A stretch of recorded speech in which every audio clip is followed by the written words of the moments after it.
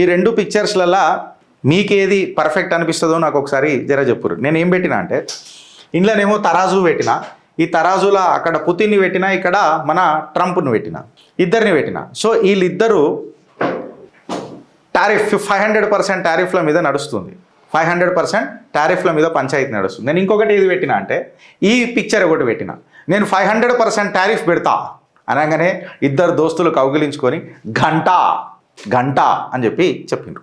అయితే all of the sudden ఇవాళ ఒక హెడ్లైన్ టెస్ట్ జరిగింది, ఒక హెడ్లైన్ హీట్ నడిచింది. అంటే ఇది మళ్ళీ కేవలం హెడ్లైన్ హీటా లేక నిజంగానే 500% టారిఫ్ మనోడు వేసిండా, ఎవరు ట్రంప్ అనేది ఒక పెద్ద క్వశ్చన్. ఇది గ్యారంటీడ్ కాలే. అంటే 500% టారిఫ్ అనేది ఇయ్యాల నుంచి పడ్డదా, పడిపోయిందా, ఏమైంది పంచాయతీ అనేది ఒక క్వశ్చన్. శాంక్షన్స్, టారిఫ్ ఇన్స్ట్రుమెంటు ఇవాళ ఒక లీవరేజ్ పొజిషన్ తీసుకున్నాయా అనేది ఒక పెద్ద ప్రశ్న అయింది. పొలిటికల్ ఇంటెంట్ అనేది ఫోర్స్ చేస్తున్నారా రష్యన్ ఎనర్జీ టైస్ మీద అనేది నిపుణుల వాదన. ఇంకా కరెక్ట్గా చెప్పాలని అంటే ఎప్పుడైతే ట్రంప్ 500% టారిఫ్ అని చెప్పి పెట్టిండో పెద్ద పెద్ద బెంచ్ మార్కులు డిసైడ్ అయిపోయి మన స్టాక్ మార్కెట్ కూడా నాకు తెలిసి నిఫ్టీ ఒక 50 పాయింట్స్ చాలా పెద్దగా ఇవి లాస్ట్లోకి కూడా పోయినాయి అని చెప్పి స్టాక్ మార్కెట్ చెప్పింది. ఇది కేవలం ప్రెషర్తోనైందా మళ్ళా కేవలం ఒక వైపౌట్ క్రాష్ అయిందా అనేది మనం ఆలోచించాలి. అయితే ఇక్కడ మనం ఆలోచించాల్సిన విషయం ఏందని అంటే ఫ్రెండ్స్, ఇక్కడ ఇండియన్ ఎక్స్పోర్ట్స్ ఏవైతే ఉంటాయి కదా యునైటెడ్ స్టేట్స్తోని ఆల్మోస్ట్ 86.5 బిలియన్ యుఎస్ డాలర్స్లల్లా మనము ట్రేడ్ చేస్తున్నాం వీళ్ళతో. ఇది మన ఫైనాన్షియల్ ఇయర్ 2024-2025కి చెప్పి మనము మాట్లాడుతున్నాం. అయితే ఇండియా ఏం చేస్తుందంటే ఒక డిస్కౌంటెడ్ ఆయిల్ కొంటుంది రష్యాతో. లాస్ట్ ఇయర్ మిడ్ 2025 వరకు మనం రిజల్ట్ తీసుకొని చూస్తే 2 మిలియన్ బ్యారెల్స్ కొన్నది భారత్. ఎంత? 2 మిలియన్ బ్యారెల్స్. అది అంచెలంచెలుగా ఇప్పుడు ఏం చేసిందంటే రెడ్యూస్ చేసుకుంటా $1.2 మిలియన్ వరకు వచ్చింది. అందుకే నేను ఇది బ్యాలెన్స్ చేస్తున్నా. అంటే ఇటు రష్యా దగ్గరకేం చీప్ ఆయిల్ కొంటుంది, అట్లా అని చెప్పి చీప్ ఆయిల్ కొంటుంది కదా అని చెప్పి కంప్లీట్గా రష్యాతోనే చేతులు కలిపి ఉండలేకుండా యుఎస్తోను కూడా కొంటుంది, అట్లనే వేరే దేశాలతో కూడా ఆయిల్ కొనుక్కుంటా బ్యాలెన్స్ చేస్తున్నది. ఇప్పుడు ఏ దేశం నాకు ఒక మాట చెప్పురి ఫ్రెండ్స్, చీప్ ఆయిల్ దొరుకుతున్నది అని అంటే యాక్సెప్ట్ చేయరు చెప్పు, తీసుకోవాల్సిందా లేదా? మనకు తక్కువ ధరకు ఆయిల్ దొరుకుతున్నది అని అంటే మనం ఆయిల్ తీసుకోవాలన్నా వద్దా? నేను మిమ్మల్ని అడుగుతున్నా ఫ్రెండ్స్, నాకు మాట చెప్పురి. అయితే ఇవాళ రైటర్స్లో కూడా ఒక కథనం వచ్చింది. ఏందనంటే రైటర్స్లో ఏమని చెప్పిరనంటే ఇండియన్ రూపీ అగర్ డాలర్తో కంపేర్ చేస్తే ఇండియన్ రూపీ అనేది చాలా వల్నరబుల్గా ఎఫెక్ట్ అయింది, దీని మీద భారత్ ఏమైనా ఆలోచిస్తుందా లేదా అని చెప్పి మాట్లాడిండ్రు. ఎవరు? రైటర్స్లా మాట్లాడిండ్రు. ఇవన్నీ వాస్తవాలేంది. వెనకటికి ఒకడు బ్యాంకాక్లో కూర్చొని కూడా పెద్దగా మాటలు మాట్లాడిండు. మళ్ళీ రూపీ పడిపోతుంది, మళ్ళీ ఎట్లా, ఏం కథ అని చెప్పి వాడు గట్టిగా మాట్లాడిండు. 500% ఆఫ్ ది టారిఫ్స్ ఏవైతే ఉన్నాయో భారత్కి ఎట్లా ఎఫెక్ట్ పడుతుంది, ఏ రకంగా పోతుంది, ఏ రకంగా మనకు నిజంగా చెప్పాలంటే మన ఆర్థిక వ్యవస్థను ఏమైనా దెబ్బతీస్తాయా, దాని మీద చర్చిద్దామా లేదా? నిన్న మొత్తం 500% అయిపోయిందని చెప్పి స్టాక్ మార్కెట్ అయిపోయిందని చెప్పి నేను కూడా స్టాక్ మార్కెట్లో ఇన్వెస్ట్ చేస్తా, నాకేం పెద్ద ఫరక్ పడలే. నేను లాంగ్ టర్మ్ ప్లాన్ చేస్తా. ఎవడైతే డే ట్రేడింగ్ చేస్తాడో వాడికి ఖచ్చితంగా పడ్డదొచ్చు. మార్కెట్స్ చాలా వల్నరబుల్ ఉంటాయి. ఇలా మొన్న అమెరికా పోయి రష్యన్ షిప్ను సీజ్ చేయగానే ఇక వార్ షురు అవుతుంది రాబోయే అని చెప్పి ప్యానిక్ పుల్లింగ్ అంటారు దాన్ని. రప్ర పైసలు తీసేస్తారు మార్కెట్ల నుంచి. ఫారిన్ ఇంపాక్ట్ ఉంటుంది కొంచెం. అండ్ మోర్ ఓవర్ అమెరికా ఏమన్నా అయితే డైరెక్ట్ ఇంపాక్ట్ మన ఇండియా మీద పడుతుంది. అయితే ఈ బ్రోకర్ గాన్లు ఎవరెవరైతే ఉంటారో వాళ్ళకి అందరికీ ఇది ఒక పంచాయితీ ఉంటుంది. లాంగ్ టర్మ్ ఇన్వెస్ట్ చేసే వాళ్ళకి ఇప్పుడు నాకేం పెద్ద ఫరక్ పడలే అప్స్ అండ్ డౌన్స్ అవుతాయి. అది స్టాక్ మార్కెట్ అంటారు కదా, స్టాక్ మార్కెట్ అంటేనే అప్స్ అండ్ డౌన్స్ అంటారు. మంచిగా ఉంటుంది, చెడ్డగా ఉంటుంది, లోపలికి అవుతుంది, అది అవుతుంది. దాని మీద పేషెంట్గా ఉండాలి అంతే. You need to exhibit your patience. అయితే రష్యన్ ఆయిల్ టారిఫ్ థ్రెట్ అని చెప్పి మాట్లాడుతున్నారు. అంటే అమెరికా ఏమంటుందంటే నువ్వు రష్యా దగ్గర ఆయిల్ కొంటే నేను నీ దగ్గర ట్యాక్సులు పెడతాం, నీ ఎక్స్పోర్ట్స్ల మీద 500% ట్యాక్సులు పెడతాం. అయితే నేనేమంటున్నా అంటే నువ్వు ఇప్పుడు రష్యా మాకు తక్కువ ధరకు అమ్ముతున్నారు అనుకో, అంటే నా నిత్యావసర వస్తువులు కూడా నాకు తక్కువ ధరకు దొరుకుతాయి కదా. ఎందుకంటే పెట్రోల్ కాస్ట్ తగ్గిందనంటే నా ట్రాన్స్పోర్ట్ కాస్ట్ తగ్గుతుంది. నా ట్రాన్స్పోర్ట్ కాస్ట్ తగ్గిందనంటే ఆ ట్రాన్స్పోర్టేషన్ వాడుతున్న కూరగాయ లోడ్ కానీ, పప్పు లోడ్ కానీ, ఉప్పు లోడ్ కానీ, ఎవడైనా కానీ ఆఖరికి నేను సోఫా కొనుక్కుంటే ఆడదేవ ట్రావెల్ అన్న ₹1 పెట్రోల్ మీద పెరుగుతా, ₹1 నా మీదనే ఎరుగుతారు కదా. సో కంప్లీట్గా పెట్రోల్ ఎకానమీ అనేది భారతదేశంలో చాలా కీలకంగా పనిచేస్తుంది. సో ఎవడైతే నాకు తక్కువ ఆయిల్ ఇస్తానన్నప్పుడు ఇప్పుడు కొంతమంది మాట్లాడతారు మనం తక్కువ ఆయిల్ రష్యా దగ్గర కొంటున్నా మనం ఎందుకు కన్జ్యూమర్లకు ఇస్తలేము, ఒక 5 రూపాయలన్నా తక్కువ చేస్తలేము అని అంటే ఒక 5 రూపాయలు తక్కువ చేస్తే ఎంత ఎఫెక్ట్ పడుతుంది సెకండరీ తీసుకుంటే ఒక 5 రూపాయల కోసం నువ్వు ఇలా ప్రభుత్వాలను నిలదీస్తున్నావు చూడు. నాకు అది అర్థమవుతలేదు. ఎందుకు చెప్తున్నా ఆడ కూడా చెప్తా. ఎందుకు అని అంటే నువ్వు కంప్లీట్గా ఆయిల్ ఎకానమీ మీద డిపెండ్ అయినావు అనుకో, ఆల్టర్నేట్ ఫ్యూయల్స్ ఎక్స్ప్లోర్ చేయకుండా ఆబ్వియస్గా నీ కంట్రీ అనేది ఆయిల్ డ్రివెన్ ఎకానమీ అవుతుంది కదా ప్రతిసారి. నీకంటూ ఒక ఇమేజ్ అనేది ఒకటి పెట్టుకోవాలి కదా, నువ్వు ఆల్టర్నేట్ ఫ్యూయల్స్ అనేది తీసుకోవాలి కదా. ఎంతసేపు నీ ఫోరెక్ రిజర్వ్స్ అంతా ఈ ఆయిల్ కొనడానికనే వెళ్ళిపోతుంది. ఇక్కడ నాకేం కనిపిస్తుంది అని అంటే నువ్వు చౌక ధరకు ఆయిల్ కొంటున్నావు కదా, ప్రజలకు ఇస్తలేవు కదా నువ్వు అంటావు. నేనేమంటా అంటే గవర్నమెంట్ కంట్రోల్ చేస్తుంది, రెగ్యులేట్ చేస్తుంది నీ ఆయిల్ స్పెండింగ్ని కూడా. ఎలక్ట్రిక్ వెహికల్స్ రూపంలో, ఎనర్జీ రూపంలో, హైడ్రోజన్ ఫ్యూయల్ రూపంలో, ఇథనాల్ బ్లెండింగ్ రూపంలో, ఇవన్నిటి రూపంలో they are creating an alternatives. అంటే నీకు ఇది ఏం కనబడుతుంది ఫ్రెండ్స్, భారత్ అనేది is not begging, buying oil from a legal market at best prices. So Bharat will and should continue to buy oil from Russia. ఖచ్చితంగా కొనాలా. కాకపోతే భారత్ చాలా అప్రమత్తంగా కొంటుంది. ఎట్లాంటి ఇప్పటిదాకా నేను బ్యాలెన్సింగ్ చూపించిన కదా, రష్యా దగ్గర కూడా కొంటుంది. 2 మిలియన్ బ్యారెల్స్ కొన్నారు లాస్ట్ ఇయర్, ఇప్పుడు 1.2 బిలియన్ బ్యారెల్స్ కొన్నారు. దాన్ని ఎట్లా మేనేజ్ చేస్తున్నారు, ఇటు అమెరికాను ఇటు రష్యాని ఇద్దరిని మేనేజ్ చేస్తున్నారు. వాళ్ళతోనే కాకుండా ఇంకా వేరే దేశాల నుంచి కూడా కొంటున్నారు. ఎందుకు అని అంటే రేపు అమెరికా కానీ రష్యా కానీ మనకు బెడిసి కొట్టినా ఈ జియో పొలిటికల్ సిచ్యువేషన్లో మన అవసరాల దృష్ట్యా మనం ఆగొద్దు, మన దేశం ఆగొద్దు, మన ఆర్థిక వ్యవస్థ ఆగొద్దు. ఈ sudden brake no drama Bharat చేస్తుంది కరెక్టా రాంగా మీరు నాకు చెప్పుండ్రి. 500% టారిఫ్ టాక్ అని చెప్పి నిన్న మొత్తం పేపర్లలో సోషల్ మీడియాలలో లొల్లి నడిచింది. అయితే ఇది కేవలం భయపెట్టే ప్రక్రియనా లేకపోతే భారత్ దాన్ని ఆల్రెడీ ఒప్పేసుకుందా అని అనేది మనం ఫస్ట్ ఆలోచించాలి. ఇష్టం వచ్చినోడు నిన్న కాంగ్రెస్ సోషల్ మీడియానైతే ఇక ఆఖరికి నరేంద్ర మోదీ గారు మొన్న ఆ ధ్వజారోహణ కార్యక్రమం అయింది అయోధ్యలో అయితే ఆయన ఇట్లా మొక్కుకుంటే పాపం చేతులు గిట్ల ఏమో ఆయనకు చలి కొనికినాయా, హెల్త్ బాగాలేకొనికినాయా, లేకపోతే నిజంగా ఆయన ఏదైనా మొక్కేటప్పుడు ఇట్లా అనుకుంటే ఏదైనా ముద్ర పెట్టి చేసిండా అది ఆయనకు తెలుసు. నేనైతే యోగిని కాదు, నాకు పెద్ద యోగా పోస్చర్లు కూడా తెలియదు. ఎందుకైందని అనేది పక్కకు పెడితే అగో చూసినావా విశ్వగురు చేతులు వణుకుతున్నాయి అని చెప్పి దాన్ని ట్రోల్ చేసి వీడియో పెట్టి 500% టారిఫ్కి మోడీ చేతులు వణుకుతున్నట్టు పెట్టిండ్రు. అంటే ఇలా ప్రతిపక్షము ట్రంప్ చేతులకు పోయిందా లేదా మోదీ భయపడ్డా అని 2 క్వశ్చన్స్ ఇలా మన ముంగడ కనబడుతున్నాయి. నేనేమంటున్నా అంటే ఇది ఒక ప్రెషర్ టాక్టిక్స్ అని చెప్తున్నా. నేను ఎప్పుడైతే ఇది ప్రెషర్ టాక్టిక్స్ అని చెప్తున్నా కదా, ఇన్స్టెంట్ యాక్షన్ భారత్ మీద ఏం ప్రభావం ఉంటుంది అనే దాని మీద కూడా చర్చ చేద్దాం. భారత్ మీద ప్రభావం కంటే ఎక్కువ అమెరికా మీదనే ఇది నిజంగా చెప్పాలంటే ప్రభావం చూపుతుంది కదా. ఎందుకంటే కొనేటోడు ఎవడు అమెరికన్. గిరీష్ కరెక్టే, ఇప్పుడు అమెరికన్లా కొనేటోడు వాడు 500% టారిఫ్ పెట్టిండంటే ఈ ప్రోడక్ట్ ఆడు ఎందుకు కొంటాడు, వాడు వేరే ప్రోడక్ట్ గురించి ఆల్టర్నేటివ్ ప్లాన్ చేస్తాడు కదా. తద్వారా మన మ్యానుఫ్యాక్చరింగ్ సెక్టర్ మీద ఇష్యూ అవుతుంది కదా. మన మ్యానుఫ్యాక్చరింగ్ మీద ఇష్యూ అయినప్పుడు మన కంట్రీకి అది ఎఫెక్ట్ పడుతుంది కదా. Absolutely correct. అయితే నువ్వు ఒకటి గుర్తుపెట్టుకోవాల్సింది ఏంటంటే భారత్ యొక్క మేజర్ ఇండస్ట్రీస్ ఏవి అనేది చూడాలి. భారత్ అమెరికాకు సప్లై చేస్తున్న మేజర్ ఇండస్ట్రీలలో మెడిసిన్స్ ఉన్నాయి, సాఫ్ట్వేర్ ఉన్నాయి, ఆటో పార్ట్స్ ఉన్నాయి. అంటే when you compare this, America ఖచ్చితంగా భారత్ మీద రోజు డిపెండ్ అయి ఉంటుంది. మెడిసిన్ల మీద 500% టారిఫ్ అని అంటే మళ్ళీ అమెరికన్లు బతకాలన్నా సావాలన్నా రోగంతో. Because pharma manufacturing hub of the world ఎవరు ఫ్రెండ్స్, భారత్ కాదా? అంటే దీన్ని బట్టి చూస్తే నీకు ఏమవుతుంది, ఇలా అమెరికా తనకు తాను పనిష్మెంట్ ఇచ్చుకుంటుందా లేక భారత్కి పనిష్మెంట్ ఇవ్వడానికి ప్రయత్నం చేస్తుందా? గిరీష్ దీని మీద మళ్ళీ జాబ్ల మీద ఇంపాక్ట్ పడుతుంది కదా, అమెరికాలో జాబ్ల మీద ఇంపాక్ట్ పడుతుంది కదా అని అంటే ఎక్స్పోర్ట్స్ సఫర్ అవుతాయి, అందులో డౌట్ లేదు. నేను ఉన్నట్టు మాట్లాడతా ఫ్రెండ్స్. నేను ఇష్టపడే నాయకుడు అయినా, నేను ఇష్టమైన పార్టీ అయినా ఉన్నట్టు మాట్లాడతా. జాబ్లు ఖచ్చితంగా ఎఫెక్ట్ పడుతుంది. కాకపోతే ఈ ప్రెషర్ అనేది తాత్కాలికంగా ఉంటుంది, పర్మనెంట్గా ఏముండదు. దేశ ప్రజలు ఎప్పుడైతే ఆలోచిస్తారు చూడు, అక్కడ కూడా ఒక జెన్జీ ఉన్నది, బద్దలు వలగొడతారు ఎవరిదైనా.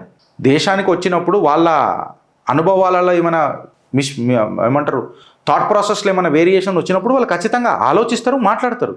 ఇప్పుడు అమెరికాలో జాబ్లో ఏమైనా ప్రాబ్లం అవుతుంది, భారతదేశంలో ఎందుకు ఆలోచించాలి నువ్వు డైరెక్ట్గా? గిరీష్ మనం వాళ్ళకు బ్యాక్ ఆఫీస్ లెక్క పనిచేస్తాం కదా అంటే ఇందులో మళ్ళీ 2 క్వశ్చన్స్ ఉంటాయి ఫ్రెండ్స్ నా తరఫు నుంచి. ఏందనంటే నువ్వు ఎంతసేపు ఒకటికి బ్యాక్ ఆఫీస్ లెక్కనే ఉంటావా, నువ్వంటూ ఒక సొంత ఆఫీస్ తయారు చేసుకోవా అని అనేది నా ఫస్ట్ ప్రశ్న. సెకండ్ ప్రశ్న, ఇది షార్ట్ టర్మ్ ఫియర్, దీని లాంగ్ టర్మ్ డ్యామేజ్ అని ఎందుకు అనుకుంటున్నావు, ప్యానిక్ ఎందుకు అవుతున్నావు? ఎక్కడెక్కడైతే మనకు చేదు అనుభవం అయిందో ఆ చేదు అనుభవంలో నుంచే మనం చరిత్రలు సృష్టించిన దేశంలో వరం పుట్టిన వాళ్ళం. ప్రతిసారి ఆపరేషన్ అనేది మనకు ఒక ఎక్స్ప్రెషన్ ఆఫ్ ప్రైడ్ అయింది ఫ్రెండ్స్. దాన్ని మనం గట్టిగా చేసుకొని వచ్చినాం. అంటే ఇప్పుడు భారత్ ఏం చేస్తుంది అని అంటే అమెరికా ఓడికి ఇవి అమ్మే బదులు వేరే మార్కెట్స్ కూడా ఖచ్చితంగా ఎక్స్ప్లోర్ చేసుడు మొదలెడుతుంది. యూరోప్ కానీ, మిడిల్ ఏషియా కానీ, ఆఫ్రికా కానీ, ఏషియాలో ఇంకెన్నో ఉన్నాయి. ఓన్లీ అమెరికాకి సప్లై చేస్తేనే మన ఆర్థిక వ్యవస్థలు గట్టిగుంటాయా? ప్రపంచంలో ఇంకా వేరే ఏ దేశం లేదా? ఒక మాట అడుగుతున్నా, అంటే ఒక దేశం మీద నువ్వు డిపెండ్ అయిపోతున్నావు అని అంటే అది నీకు మంచిదా చెడ్డదా? నువ్వు ఒకసారి నీ కమెంట్ రూపంలో చెప్పుర్రి. అప్పుడు రిస్క్ భారత్కి ఇంకెక్కువ ఉందా లేదా లాంగ్ టర్మ్లలో? నువ్వు షార్ట్ టర్మ్ చూస్తున్నావు. స్టాక్ మార్కెట్ ఫియర్ ఇదైతే పెద్ద పంచాయతీ చేసేసింది నిన్న మొత్తం ఏడకాడికి. మార్కెట్స్ అయిపోగానే మొత్తం నిన్న ట్విట్టర్లలో మామూలుగా లేదు. మోదీ అమిత్ షా ఏం చేస్తుర్రు? నీ అమ్మ నీకు లాకిరికి పొద్దున జీయరాకపోతే కూడా మోదీ అమిత్ షా, నాకు అర్థం కాదు. అయితే స్టాక్ మార్కెట్లో టెంపరీ అప్స్ అండ్ డౌన్స్ ఉంటాయి. ఇప్పుడు 2008లో ఒక పెద్ద మెల్డౌన్ అయింది. మళ్ళీ ఇప్పుడు 2008లో ఏ ప్రభుత్వం ఉండేరా భయ్? ఒక మాట అడుగుతున్నా. గ్లోబల్ మెల్డౌన్ అయింది, స్టాక్ మార్కెట్లు మొత్తం ఏడుకాడికి సంకనాకిపోయినాయి.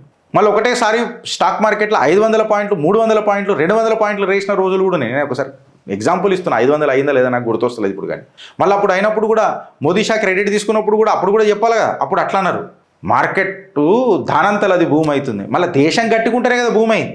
దేశం గట్టిగా ఉండాలంటే ప్రభుత్వం స్థిరంగా ఉండాలి కదా. స్థిరంగా ప్రభుత్వం ఉండాలని అంటే దేశ నాయకుడు గట్టిగా ఉండాలి కదా. లాస్ అయితే మోదీ, ప్రాఫిట్ అయితే ప్రతిపక్షం. ఒక గిట్లా నడుస్తుంటుంది. అయితే నేనేమంటున్నా అంటే ఫ్రెండ్స్, ఇండియన్ ఎకానమీ అనేది అమెరికా మీద డిపెండ్ అయి నడుపుదామా లేదా లోకల్ డిమాండ్ మీద నడుపుదామా? ఒక ఆర్థిక శాస్త్రవేత్త లెక్క మాట్లాడదాం జరసేపు. నీ లోకల్ డిమాండ్ కట్టుకుంటే నీ దేశం కట్టుకుంటుంది. నువ్వు పక్కన దేశం మీద వాళ్ళు ఎన్నిసార్లు అయితే డిపెండ్ అవుతావు చూడు, వాడు కొలాబ్స్ చేస్తే నువ్వు కొలాబ్స్ అవుతావు కదా. ఇప్పుడు నేను ఒక ఉద్యోగం చేస్తున్నా, కంపెనీ మీద ఆధారపడ్డా, కంపెనీ వాడు నన్ను తీసేసిండు అనుకో, నా బతికేమవుతుంది? కరెక్టా కదా? రతన్ టాటా మళ్ళా నారాయణ మూర్తి గారు అంటారు, don't love your company, love your job, because company may throw you out at any moment of time but not your skill. So నేనేమంటున్నా, నీ లోకల్ డిమాండ్ కరెక్ట్గా ఉందనుకో, వాడు తీస్తే ఏమైంది? నువ్వు డిమాండ్తో ఏంటన్నా పెట్టుకుంటావు కదా. నీ లోకల్ డిమాండ్ అనేది నువ్వు ఇండియాలో చేస్తున్నావా లేదా? అంటే నువ్వు ఫారిన్ మనీ కోసం ఆలోచిస్తున్నావు అని అంటే ఇందులో బ్రోకర్గా లెక్కున్నారు. ఎస్, లాస్ అయింది, స్టాక్ బ్రోకర్లకు లాస్ అయింది. లాంగ్ టర్మ్ ఇన్వెస్టర్లకు నేను పెట్టినా, నాకేం పెద్ద ప్రాబ్లం కాలేదే. అయింది, 2-3-4-5 స్టాకులు పడ్డాయి, ఘోరంగా పడ్డాయి. అయితే ఏమైంది? మళ్ళీ భూమి అయితే పెట్టినాయి, మంచి స్టాక్లలో పెట్టినాం కదా, చూసే పెట్టినాం కదా, అనాలిసిస్ చేసే పెట్టినాం కదా. సిస్టమిక్ కొలాప్స్ ఏడైంది అని నేను అడుగుతున్నా. దాని తర్వాత ఏమంటారంటే కరెన్సీ ప్రెషర్, రూపీ మొత్తం ఆడు బ్యాంకాక్లో కూర్చున్నాడు కూడా మాట్లాడుతున్నాడు ఆ కరెన్సీ మీద. కరెన్సీ పడిపోతుంది, ఆడికి ఆకు తెలియదు, తమల పాకు తెలియదు, ఆడు మాట్లాడతాడు కరెన్సీ మీద మాట్లాడతాడు. నేనేమంటున్నా అంటే గ్లోబల్ కరెన్సీలు షేకీ అయితే రే భయ్, ఇంపోర్ట్ కాస్ట్లు రైజ్ అయినప్పుడు ఖచ్చితంగా ప్రెషర్ ఇంక్రీజ్ అవుతుంది. అయితే నేనేమంటున్నా అంటే నీ భారత్ దగ్గర నేను రూపీ పడిపోతున్నప్పుడు కూడా ఒక చిట్టా చేసినప్పుడు చెప్పిన, భారత్ యొక్క ఫారిన్ రిజర్వ్స్ అనేది చాలా స్ట్రాంగ్ ఉన్నాయి, డొమెస్టిక్ సేవింగ్స్ గట్టిగా ఉన్నాయి, ఫారిన్ రిజర్వ్స్ గట్టిగా ఉన్నాయి. నువ్వు భయపడాల్సింది ఏముందంటే నీకు స్టేబుల్ పాలసీ ఉంది, స్టేబుల్ గ్రోత్ ఉన్నది. IMF లాంటి సంస్థలు, ఇంటర్నేషనల్ మానిటరీ ఫండ్, వాళ్ళు భారత్ని పోగొడుతున్నారు. పక్క దేశంలోకైనా వచ్చిన, పెద్ద దేశంలోకైనా వచ్చిన, ఒక సూపర్ పవర్ దేశంలోకైనా వచ్చిన పుతిన్ లాంటి వాళ్ళు మన పర్చేస్ పవర్ ప్యారిటీ మీద గ్లోబల్ ఎకానమీలో 3వ పొజిషన్ అని చెప్పి భారత్ని పొగిడిపోయిండు. నీ కరెన్సీ పడిపోయింది, నీ కరెన్సీ అరే నీ అమ్మ, నేను డాలర్లలో దంద ఎత్తానా ఇండియాలో, లేదా రూపాయలలో ఎత్తానా? పడ్డది అని మాట్లాడతారు కానీ ఎందుకు పడ్డది మళ్ళీ నన్ను అడిగినావు అనుకో, పడ్డది అంతే, నువ్వు నన్ను అడగొద్దు, పడ్డది అంతే, నువ్వు అడగొద్దు, విశ్వగురువుని అడుగు, నీ అయ్యని అడుగురా, ఆడికి తెలియవచ్చు, నీకు అడుగురా, నీకు తెలియవచ్చు, మళ్ళీ ఎవరికి తెలుసురా? నాకు కామెంట్ పెట్టడం తెలుసు, పుణ్యానికి వచ్చినాయి కామెంట్లు. ఇప్పుడు చూడు ఫ్రెండ్స్, దాని తర్వాత America versus Russian conflict, America side ఉండాలా, ఈ గట్టును ఉండాలా అని చెప్పాలని అంటే భారత్ క్లియర్ కట్గా చెప్పేసింది, నేను ఎవరి పక్కన ఉంటా, నేను భారత్ పక్షాన ఉంటా, నేను నా స్వార్థం చూసుకొని ఉంటా. అంటే ఇది long term energy, long term defence partnership ఇవి ఆలోచిస్తుంది. టెంపరీ డీల్ మాట్లాడుతుందా భారత్? క్లియర్ కట్గా చెప్తున్నా, నేను రష్యాతో దోస్తానా చేస్తా, నేను అమెరికాతో కూడా చేస్తా, నేను ఎవరితో గలీజ్ ఉండా. నా అవసరాల కొద్దీ నేను కేవలం చెప్పాలంటే ప్రో భారత్ ఉంటా. డిఫెన్స్ సప్లైస్ దగ్గర మాట్లాడితే అమెరికన్ ప్రెషర్ యూజ్ చేసి వాడు వెపన్లు వాడుకున్నాం అనుకో, వాడు F-16 ఆడికనే బంద్ చేసిండే అనుకో, అప్పుడు మనం ఏం కావాలా? వానికి చెప్పి చేయాలా, ఎందుకంటే వాడు కస్టమైజ్డ్ ఉంటాయి అనుకోని. మనం ఏం చేస్తున్నాము, మనం ఫ్యూచర్ రిస్క్ ఉండకుండా మనము టెక్నాలజికల్ ట్రాన్స్ఫరే తీసుకుంటున్నాం ఆత్మనిర్భర్ భారత్ కింద. రష్యా దీనికి మనం హెల్ప్ చేస్తుంది, రష్యన్ కోఆపరేషన్ని ముంగడ పెట్టుకొని మనం ముంగడబోతున్నాం. ఎనర్జీ సెక్యూరిటీ అని చెప్పి మనం తీసుకొని మాట్లాడితే ఫ్రెండ్స్, ఇవాళ అమెరికా వాడు డిసైడ్ చేస్తా అంటుండు నువ్వేది కంట్రోల్ చేయాలా అని అనేది. మళ్ళీ ఎనర్జీ కంట్రోల్ చేయడం అనేది పొలిటికల్ కంట్రోల్ కాదా? ఒక మాట అడుగుతున్నా, అంటే నువ్వు నా పాలిటిక్స్ని కంట్రోల్ చేస్తావా? భారత్ ఏమంటుందనంటే నా నీడ్స్, నా అవసరాలను నేను డిసైడ్ చేసుకుంటా అంటుంది. అంటే నువ్వు 500% టారిఫ్ వేస్తావా? నీ ఇంట్లో ఏం వస్తువులు కొనాలా, ఏది కొనాలా, ఎవరి దగ్గరికైనా కొనాలా, ఎంత చౌక ధరకు కొనాలా, నీ ఇంటి బెనిఫిట్ ఏంది, నీ ఆర్థిక వ్యవస్థ ఏంది, నువ్వు డిసైడ్ చేసుకుంటావా? లేకపోతే పక్కింటోడు వచ్చి తీసుకోకపోతే నీ మీద 500% టారిఫ్ వేస్తానంటే నువ్వు ఊకుంటావా? దీనికోసము ప్రతిపక్షాలు సర్కార్ని తిరుగుతున్నాయా? ఇలా మన పొంతనున్నదా? నేను అడుగుతున్నా, ఓ మాట అడుగుతున్నా. రష్యన్ ఆయిల్స్ ఇప్పుడు మనం ఎట్లా ఏ రకంగా పోతున్నాం? కేవలం రష్యన్ ఆయిల్ మీద పోతలేం. రష్యన్ ఆయిల్ తీసుకుంటేనే పబ్లిక్కి కూడా దాని బెనిఫిట్ ఇవ్వకుండానే రెన్యూవబుల్ ఎనర్జీ సోర్సెస్ మీద ఎక్స్ప్లోర్ చేయండి మీరు అని చెప్పి మనం చెప్తున్నాం. So that hour domestic capacity అనేది ఇంటాక్ట్ ఉండాలి. మనం ఆయిల్ డిపెండెంట్ ఎకానమీ మీదకి పోవద్దు అనే కదా పోతున్నాం. ఇప్పుడు ఇది గ్లోబల్ పవర్ బ్యాలెన్స్ అవుతున్నది గిరీష్ అని చెప్పి మాట్లాడితే, గ్లోబల్ పవర్ బ్యాలెన్స్లా నువ్వే పక్కన ఉన్నావు అన్నా? అమెరికా పక్కన ఉన్నావా, భారత్ పక్కన ఉన్నావా? అమెరికా వాడు 500% వేసిండని చెప్పి నువ్వు పానిక్ అయిపోయి స్టాక్ మార్కెట్లకి పైసలు తీసేసి నీ పైసల లాస్ మొత్తం ప్రభుత్వానికి పెట్టి, అంటే అమెరికా పక్కన నువ్వు మాట్లాడుతున్నావా, భారతదేశంలో ఉంటూ అమెరికా రాజ్యాంగానికి సపోర్ట్ చేస్తున్నావా, లేదా ట్రంప్కి చేస్తున్నావా అనేది ఇలా క్వశ్చన్ వస్తుంది.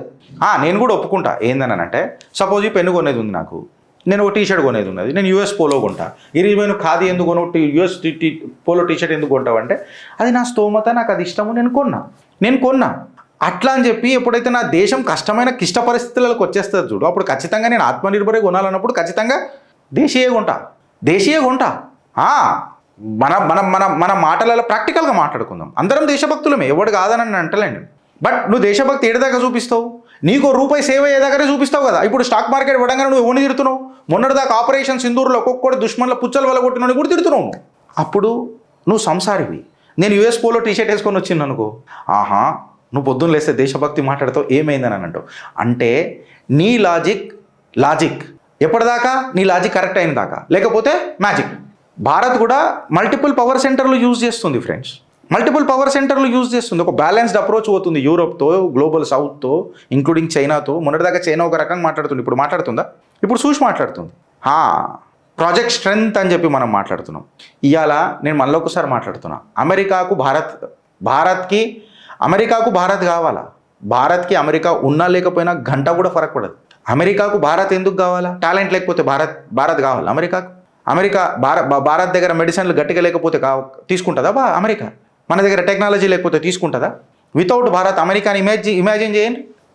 అరే ట్రంప్ పక్కలున్నా, ఇటు పక్కలున్నా, అటు పక్కలున్నా మన ఇండియన్స్ అని చెప్పి రాసుకుంటాం. వాళ్ళు పుట్టిన రాన్నే పెరిగిన రాన్నే, కానీ మనం ఇండియన్స్ అని రాసుకుంటాం. అంటే కీలకమైన పదవులలో ఇవాళ ఎవడెవడున్నాడని చూడరు. ఇది కాన్ఫిడెన్సా, కన్ఫ్రంటేషనా?